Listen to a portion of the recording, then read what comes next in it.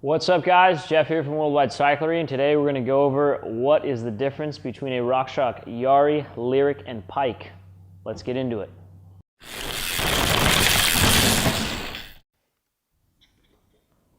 This one actually sounds better than those two.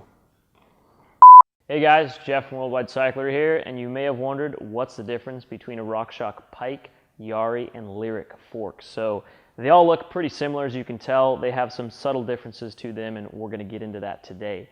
So kind of want to break this up a little. The Pike itself, you can kind of consider that one different from the other two. So the Pike is probably one of the most versatile forks you'll ever see out there. So you see these things on cross-country bikes, you know, carbon hardtails with 100 or 120 mil of travel, all the way to a 29er with 150 mil of travel. That's kind of more like an enduro bike. So a Pike is a pretty versatile fork. They put them on a lot of different bikes. They all have 15 mil through axles. 2018 they've got the Charger 2 damper, 27.5 or 29-inch wheels. So a Pike is kind of like a do-it-all. You see it all over the place, like I said, from a carbon hardtail all the way to an enduro bike, 27.5 or 29. So pretty versatile fork, pretty lightweight, amazing. My favorite RockShox fork, by all means. Like I love the things. I think they're probably the best fork RockShox has got out right now in terms of a do-it-all sort of fork. The Lyriq and the Yari are for a little bit of a different crowd. So these forks come in longer travel ranges, so they go from 160 all the way to 180. The Lyriq just being the more expensive one. So Lyriq and Yari, you can look at these as maybe enduro freeride park forks because they're only long traveled. You know, like I said, 150 to 180. So longer travel single crown forks. The Lyriq, since it's the nicer one, it's got the Charger 2 damper. The Yari has got the motion control damper. So that's kind of where a lot of the price comes into play there.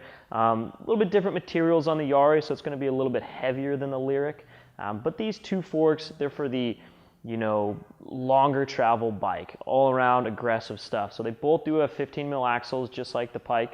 A lot of controversy over that. When these two forks came out, there was a million comments on Pinkbike and the other forums of why on earth didn't RockShox put a 20 mil axle on these forks. So I think they should have as well. I kind of agree with the crowd on that one. So because they're a longer travel fork like this, they tend to go on bikes where people want stiffness. And one of the main differences between these two forks and the Pike, they're a little bit heavier, not just because they have more travel, but because even if you look in the same travel range, a 160 Pike versus a 160 Lyriq, like what's the difference right there? So there's a lot more meat to the actual magnesium lowers. It's got a lot more meat to it. And the reason they did that is to just stiffen up the fork.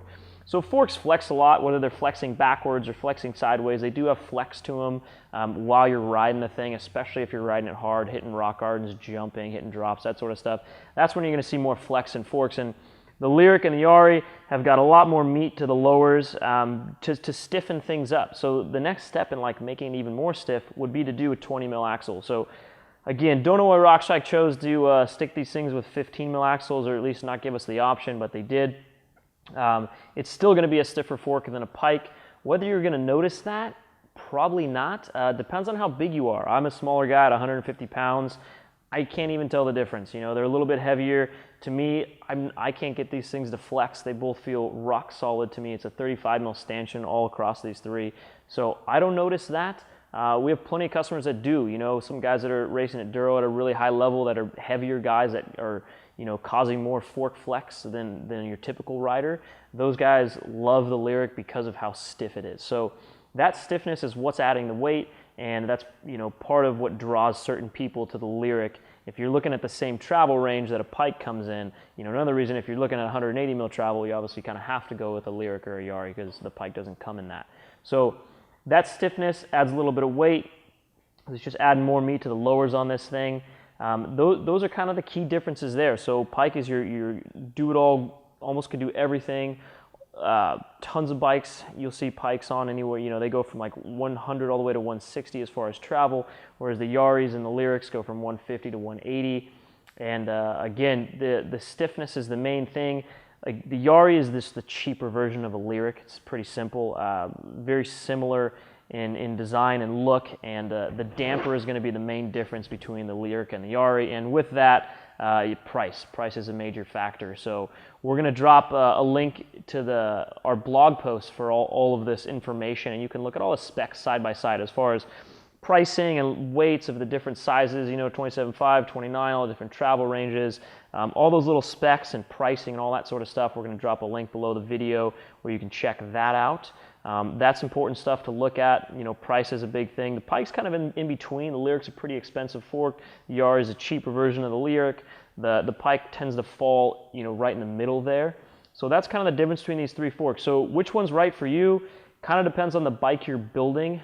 Pike is a pretty go-to fork for almost any bike. If you really want something, longer travel, you're going to need a Lyric or a Yari. And when I say longer travel, I mean like 160, 170, 180. That's where you're going to need a Lyric or a Yari.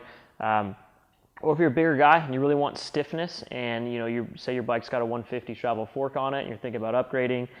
If you do want that added stiffness, you could go with a Pike or Lyric. Lyric's going to have the stiffer chassis to it. So those are the main differences there, and that's about it for these forks.